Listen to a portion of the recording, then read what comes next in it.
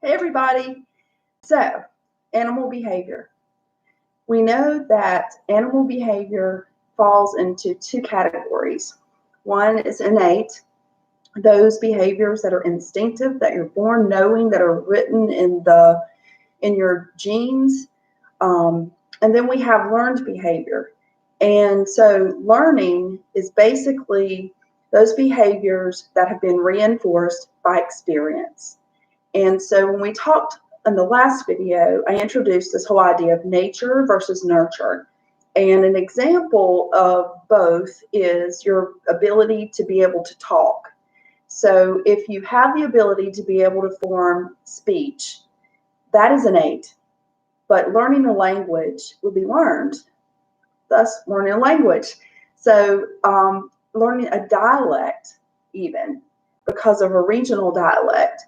So learning specific languages would be examples of the learning side of behavior. And while being able to formulate those words would be genetic or innate. So the purpose of this very brief video is to reinforce some of the different types of learning.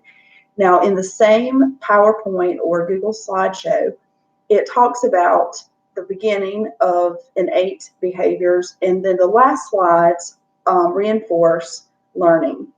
So if we were in class, I would go over we would list the type of learning, would watch the clip, and then we would talk about it, and then we'd write it down. Unfortunately, I don't have that here, but you're able to go through. So I'm going to start with imprinting as the first type of learning. Now, what's interesting about imprinting is that it's a genetic period of time that if the learning doesn't take place in that critical period of time, then it will not take place. So this is where it's kind of genetic in that there's a restricted period of time to learn the behavior, but you are learning it. So anyway, let's start with imprinting.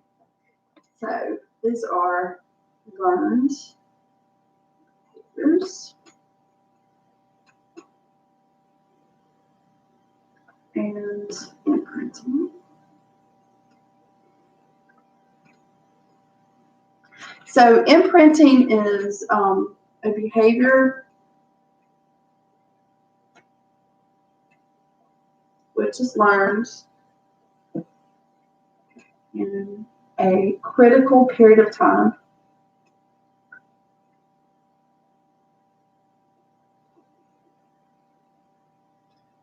And typically it is after, like for example, for birds, it's after they hatch. Or it could be just in a critical period of time, 48 hours, 72 hours after birth. So whatever it might be. Learning outside of that critical period of time may not or will not, depending on the behavior, occur at all. And so imprinting, a good example of that is Conrad Lorenz did a lot of research in this with geese. And so what he did was he would rear those geese. So he had the goose eggs. He began imprinting his voice and for those chicks, before they're even born, he would speak to them and try to mimic a mother goose's call or sound that she would make, the communication she would make. And towards those late periods of development before they hatch, they then could even respond. And so learning the voice of their mother. The next thing is that he found that geese, as soon as they hatch, and this is true for ducks and some other birds also, is that when they hatch, the first moving object that they see will be mom. So if it is a tractor they see, they will follow the tractor and think it's mom. If it's you, so Conrad Lorenz, he would, and his graduate assistants, they did lots of research with this, and even the graduate assistants would wear boots, and the boots, they would have different patterns. So one, let's just say, for example, had polka dots, another would have stripes. Their clutch of eggs, of those goose eggs, and those babies that they were rearing would imprint on those boots. And so as they actually walked among each other, their goslings, I guess, would follow their boots only and not get confused because they imprinted on that moving object. Another example is with this is that, in fact, it's in a clip, this in the video or in the slideshow, is, and I've seen this in real life, is I was at the beach, I looked out, and I saw a dog jump into the surf. And then, of all things, I saw a duck jump into the surf, following the dog. The dog hopped out, the duck hopped out. And immediately, I started searching for video clips and didn't have, of course, a phone to show, to video that at all in that moment. But there is a clip that's in the slideshow, and it shows a baby, just a little duckling that has imprinted on a puppy. And so that duckling thinks, even though the puppy appears to be clueless, that duckling thinks that puppy is mom. And so that's pretty neat. So the first moving object. Something else that happened, a good example of this too, is that it's not only figuring out who mom is, but also for some species is figuring out who their offspring are. And so we had a cat who had toxemia and needed to have her kittens delivered by C-section. So we took the cat. We knew she was sick. She probably was a diabetic cat. I mean, we didn't know at the time. And so we took her. They put her under anesthesia. They gave her a C-section. They delivered the kittens. Because the mother cat, did not imprint on her babies. She did not have it and clean it up and pick up on its scent and put her scent on them. She didn't go through that normal birthing process. She didn't imprint on those babies and would never claim them as her own. Even though she had plenty of milk to feed them, she refused to feed them. So that's another example of imprinting.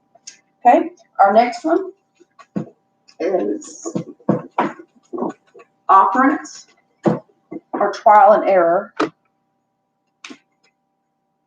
learning.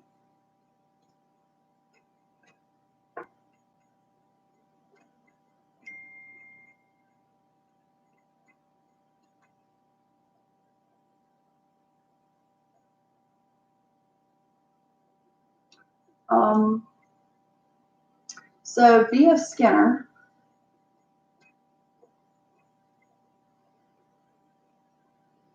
is the behavioral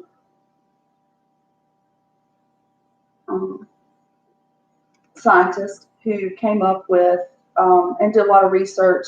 And this was with mice and mazes. And basically, this is learning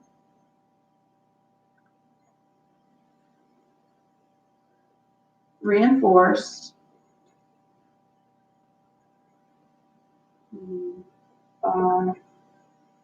reward for a behavior that you want to continue. You want to reinforce that behavior with a reward or punishment or consequence that will cause that behavior to stop. So this is basic behavior modification. Give a reward for all of those behaviors that you want to continue. You might get a little extra money for having good grades. You may have to sit in time out because you did not do what you're supposed to. You're trying to train a dog to sit, and you say, sit, and when they sit, you give them a treat. You keep treating those behaviors that you want to continue. So a lot of it is like when you're trying to, train a dog to, to go to the bathroom outside. And so, when we did that with our dog, every single time that we felt like it needed to go to the bathroom, I know people use like little puddle pads and things like that you can do that with, but we would take him outside and we would say, do you want to go out? Do you want to go out? And he associated, which is going to be the third type of learning, the word out with going outside. But every time he did go to the bathroom outside, we would give him a treat. And so we were reinforcing that behavior. Where this comes in with mice and mazes. So let's say, for example, you have a maze and you want to train that mouse to go through that maze. If it goes the wrong way, it might get a shock. It's going to get punished for going the wrong way. If it goes the correct way, it gets maybe a piece of cheese at the end of that run. So B.F. Skinner did some research with this, operant or trial and error learning. This is life.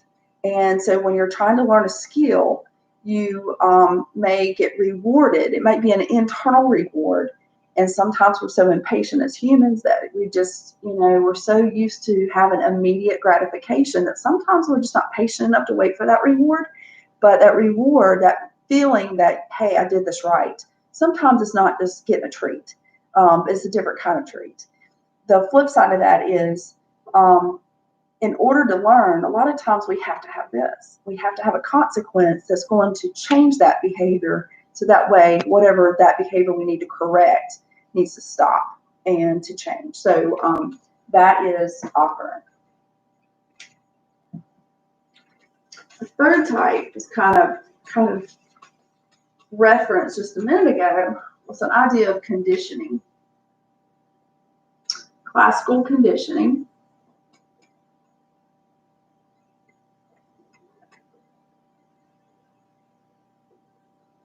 And this is learned behavior. Let's just say learning by association. Okay. So what this means is that you learn to associate something that is not an innate cue or something that you associate some type of external cue with an internal, like a drive or ability, or, for example, we have Pavlov, dog. Pavlov did some research into conditioning, and what he did was the dog associated a bell. He trained the dog to associate an external cue, stimulus, with salivating, anticipating being fed. So associated bell, that's the external stimulus.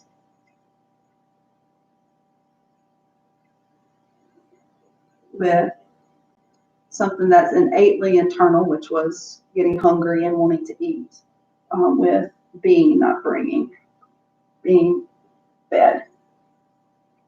So what he did was let's say that's a piece of meat.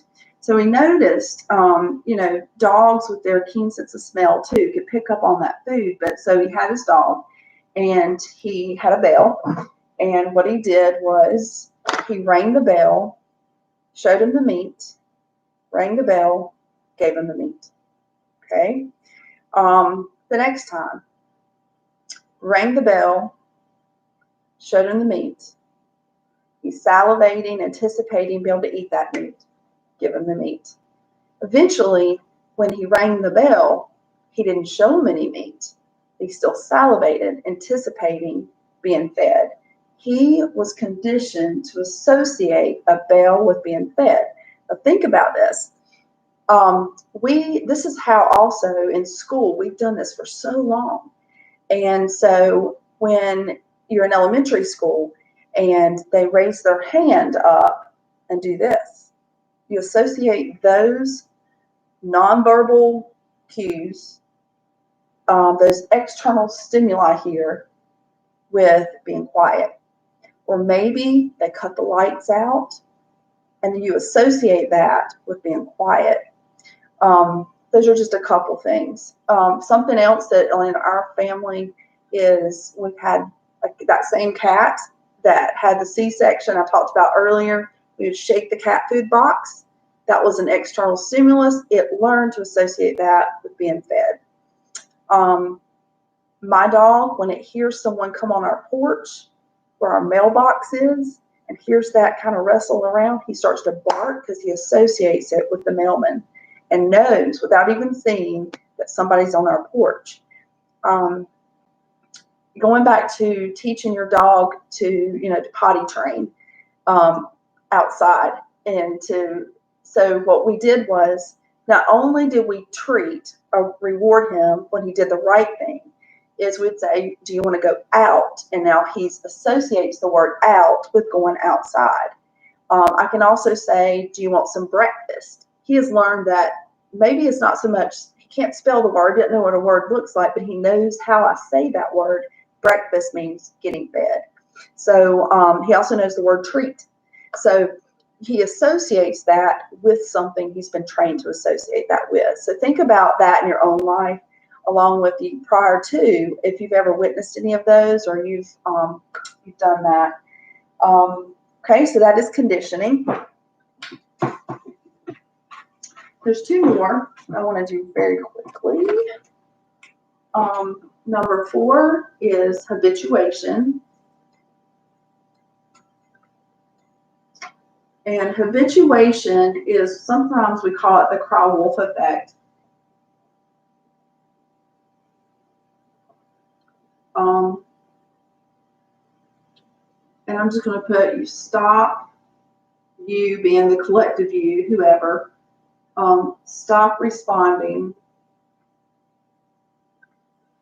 to stimuli that you perceive as non-threatening.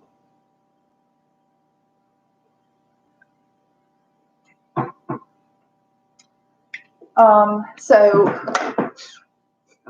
the boy cries wolf. The whole story of a boy seeking attention, negative attention, cries wolf. The townspeople come to his rescue, and he's saying, I'm joking. There's no wolf. He does this again. All the townspeople come, and they realize that he's not in trouble, he's not being harmed, and they're probably getting a little frustrated about that. And he's just laughing and joking and saying, oh, no, it's just a joke, it's just a joke. Eventually he cries wolf and no one comes. Habituation. Because they think, well, he's just crying wolf again, and there is a wolf. And so habituation, another good example of this is that you may live near, a train. And maybe when you first moved into your place, you heard that train and it kept you up at night, but eventually you just don't hear the train anymore. You've habituated, you've become used to it. So these are you stop responding to certain stimuli because you just get used to it. It's a benign stimulus, meaning it doesn't harm you. It's kind of, another example of this is, and we see this with parenting, and in school, I can say, well, you're going to be in trouble. You're going to be in trouble if you do this. And nothing ever happens. Habituation. Yeah, I've heard that again, and nothing happens. So that's habituation. Okay, another example, the 5th type of learning is innovation. And mammals do this best. Innovation is critical thinking.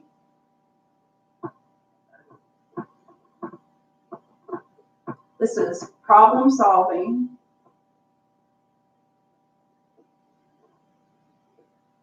critical thinking. And in all, to be very honest, learning happens in all the animal kingdom. Mammals really do that best. But I think of innovation, using your brain to solve a problem. So this is developing a new way of doing something.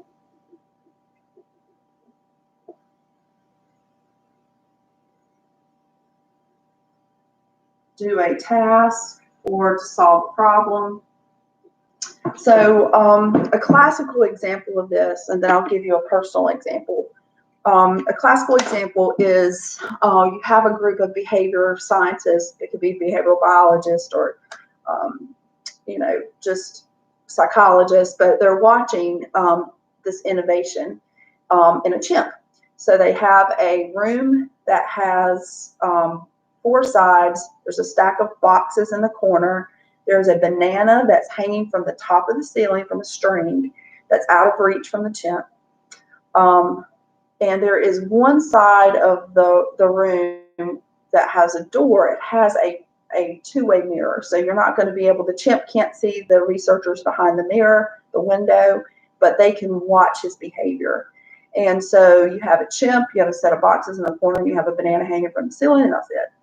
So what happens is that chimp notices the banana and looks up and kind of jumps up and tries to reach it and realizes it's out of reach. So kind of walks around and looks around and notices the boxes, moves the box over, climbs on the box, jumps up, still out of reach. Eventually, that chimp is able to figure out that if I stack those boxes, I can climb up, reach it, and the chimp is sitting on top of the boxes eating the banana. So it developed a new way of doing something.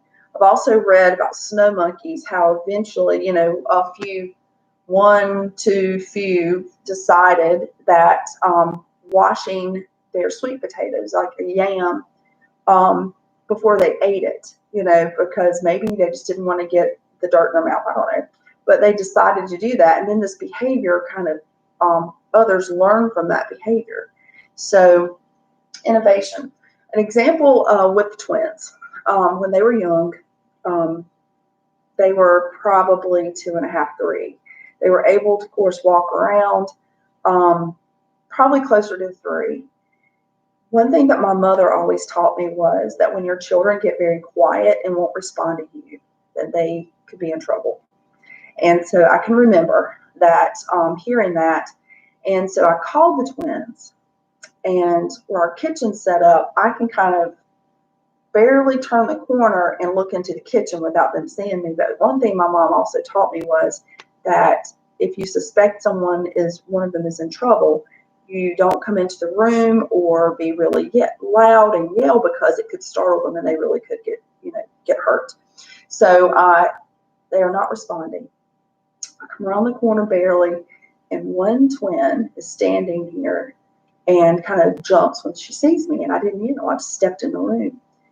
She was the lookout for the other twin who was trying to get candy, had figured out that she could climb, push a chair over, climb onto the counter, and reach up towards the refrigerator where there's a bowl of candy, because I would keep it out of reach, and holding on to the refrigerator.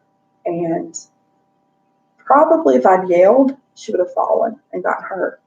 But then I, get her, of course, she's, upset. But innovation, figuring out how can I get to that, that target, whatever that is. In this case, it was to get some candy. So that's innovation. There's also another type of, it's not really learning, but it's a type of behavior. It's called altruistic behavior. And altruistic behavior is, showing concern and being selfless in helping another person out.